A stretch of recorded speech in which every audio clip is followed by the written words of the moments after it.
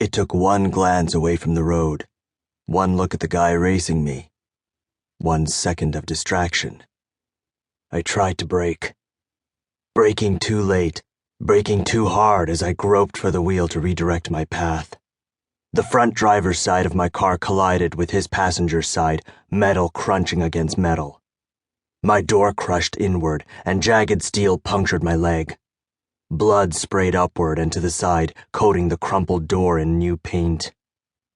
Like a bucking horse, the rear of my car lifted high off the ground. I lurched upward with the swaying of the vehicle's weight, my body off the seat. Feet ripped from my tightly laced Converse sneakers. Knees pressed against the underbelly of the dashboard. Chest above the steering column, the back of my head hitting the sun visor. Then I came back down with the vehicle, the front of my head slamming against the steering wheel. Blood trickling down my forehead as if this moment were in slow motion when all I wanted was for it to be over. Suddenly, the airbag deployed and punched me in the face, and I thought I'd slip into unconsciousness. A welcome relief. But the sun glared off the hood of the car, awakening me.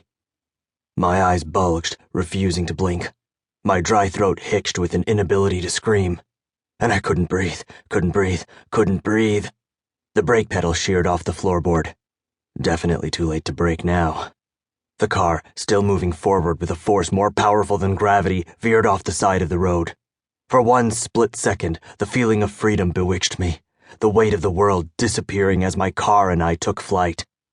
I'd always dreamed of flying, but not like this. I blinked.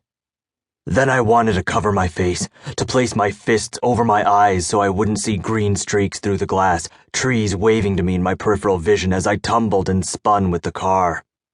But I couldn't, because my fear-frozen hands were occupied, bending the plastic and steel frame of the steering wheel under my terrified death grip as I held on with everything I had. If I let go, I was a goner for sure. I wondered if I was a goner regardless. Would my life flash before my eyes any second now?